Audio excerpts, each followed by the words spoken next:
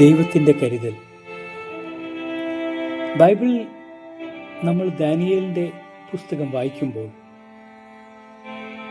ഇപ്രകാരം നമുക്ക് കാണാം. ദാനിയേൽ പ്രാർത്ഥിക്കുന്ന ഒരു മനുഷ്യനായിരുന്നു. ദാനിയേൽ പ്രാർത്ഥിക്കുന്ന ആ ഒരു കാരണത്താൽ അവനെ രാജാവ് സിംഹങ്ങളുടെ ഗുഹയിലേക്ക് തള്ളിയിട്ടു.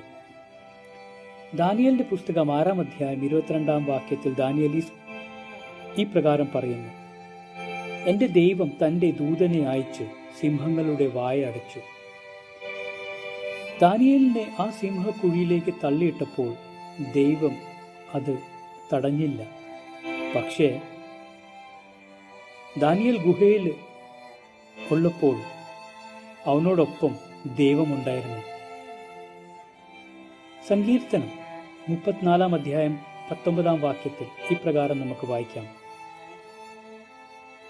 നിത്യമാം കഷ്ടങ്ങൾ അനേകമുണ്ട്, പക്ഷേ ദൈവം അവനെ എല്ലാത്തിൽ നിന്നും രക്ഷിക്കുന്നു.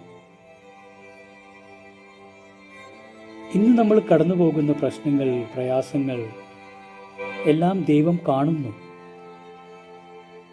ദൈവത്തിനെല്ലാം അറിയാം. നമ്മളുടെ ഓരോ കണ്ണുനീരും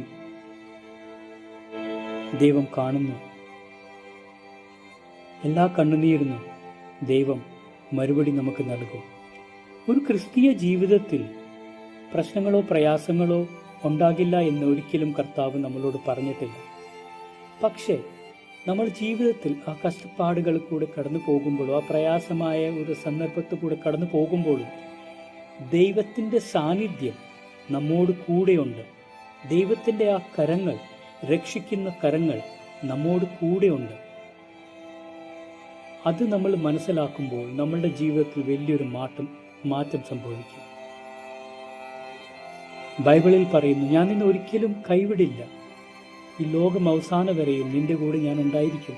ഇത് കർത്താവിൻ്റെ ഒരു വാഗ്ദത്തമാണ്.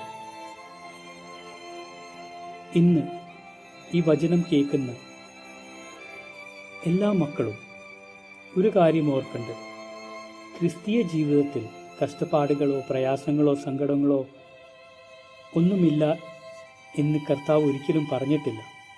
പക്ഷേ ഈ പ്രശ്നങ്ങളും പ്രയാസങ്ങളും വരുമ്പോൾ അതിനെ മറികടക്കാനുള്ളൊരു ശക്തിയും ബലവും കർത്താവിൻ്റെ കരങ്ങളും നമ്മോടുകൂടെ എപ്പോഴും ഉണ്ടായിരിക്കും.